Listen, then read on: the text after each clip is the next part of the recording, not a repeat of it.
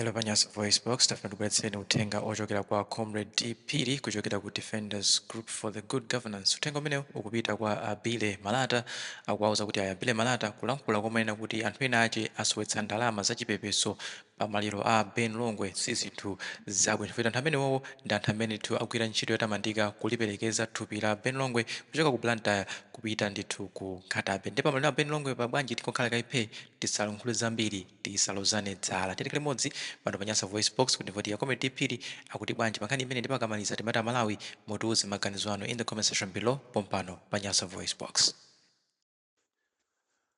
Mwaswera bwanji amalawi anzanga kwina kulikonse kumene muli. Comrade D Defenders Group for Good Governance. Amalawi anzanga ndifuna tikambepo nkhani imene ikuzungulira pa social media imene akhala akuyankhula awa Abile Malata. Musamasogoze imfa ya anzanu inu nkumaona ngati simuzamwalira Abile Malata.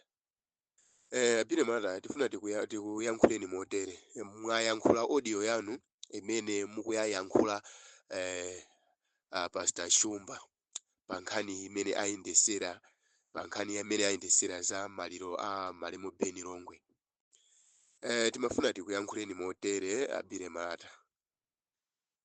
Anthu amene mukunena kuti mukunena kuti adya ndalama akapanga bwanji koma mutati muone anthu amenewa ndi anthu amene ali ngati agwira ntchito yayikulu kwambiri kumbali ya kayendesedwe ka thupi la Malemu Ben Longwe.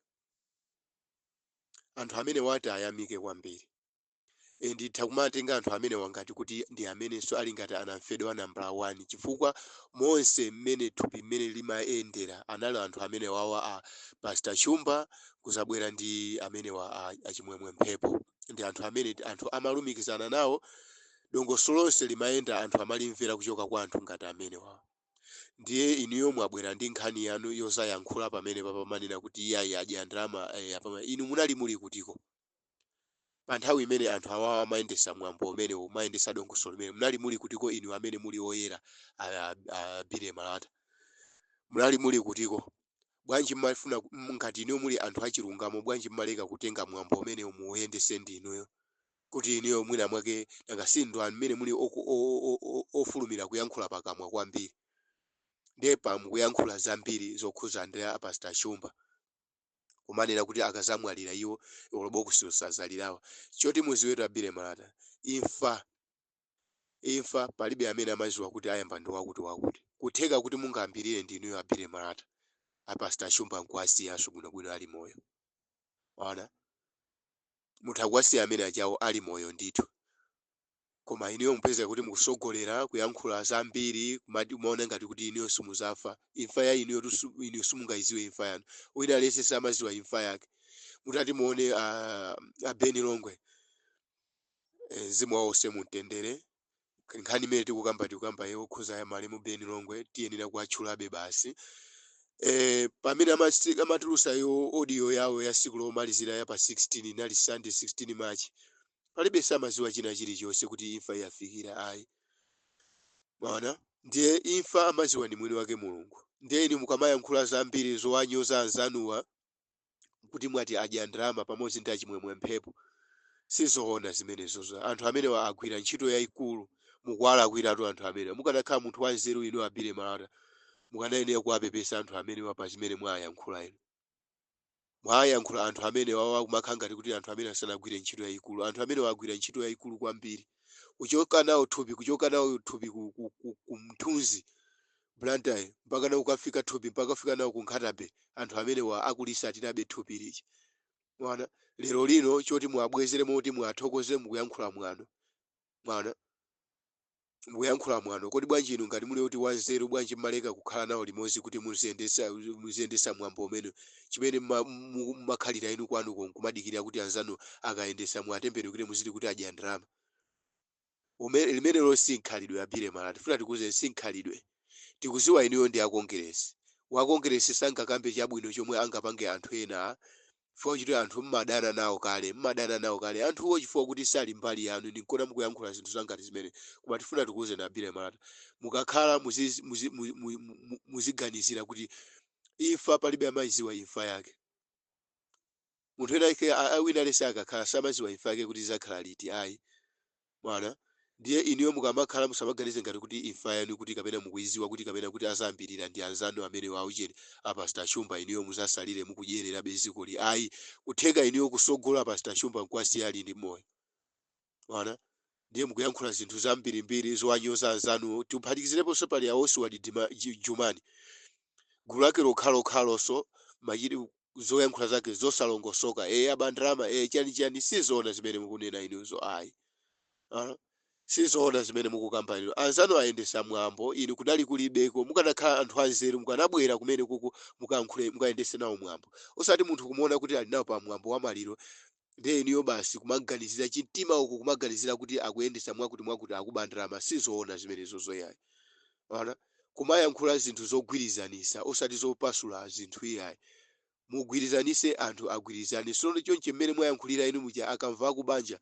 aziti chani anthu aja aziti anthu amene amayendesa zamwambo aja abandrama pomwe sizili choncho zinthu ayi musiyeni mujeni mzimu wa Beni Longwe ugone mumtendere use mumtendere osati mukhalire kuyankhula izi zambiri kwanyoza nazo anzanu ayi Beni Longwe timamukonda anali activist wathu ndi amene sanali activist wina aliyense amene akubwera pakali pano achokera anthu amene wasula ndi Beni Longwe yemwe ndiye tiyeni maliro ake asakhale wonkati yankhula izi ndizi ayi timusiye zimwaseke use mumtendere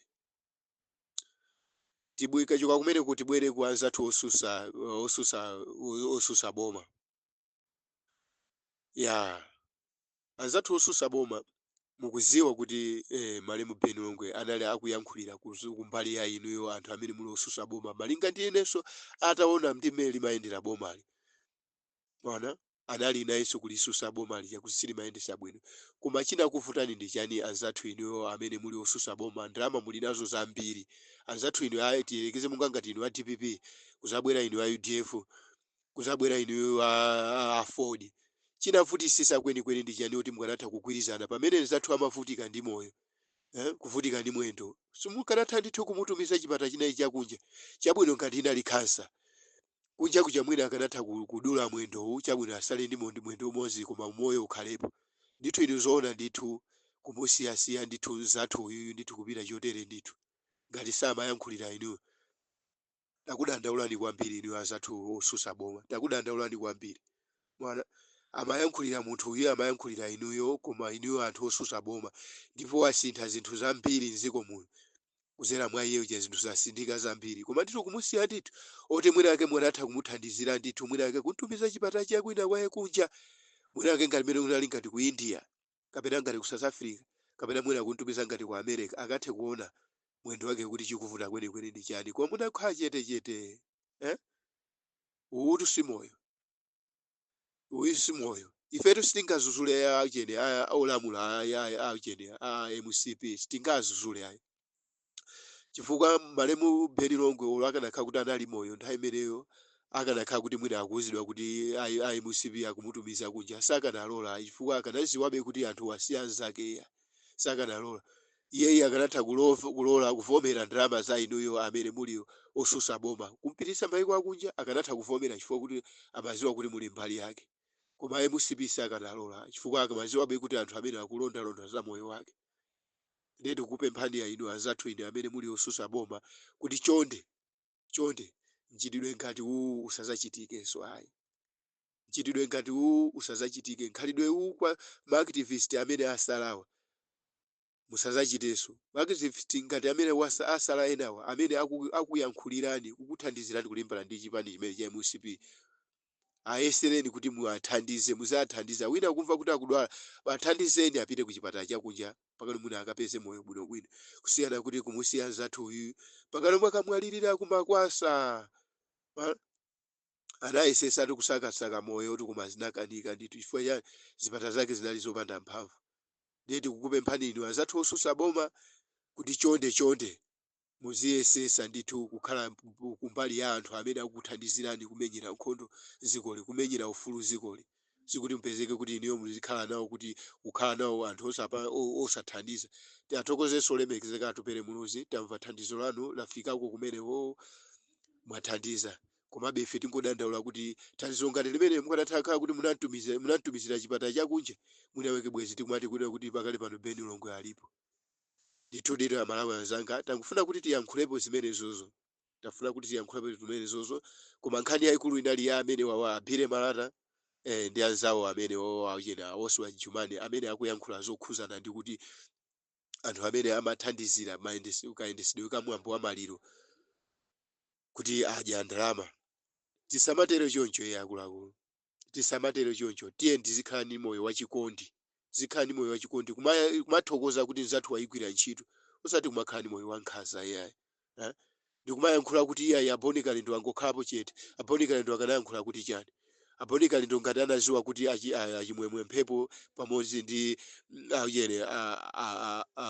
Ashumba ayendesa bwinobwino mwambo, muganiza kuti Aboni Kalendo akanayankhula kuti chani, akanayankhula kuti chani.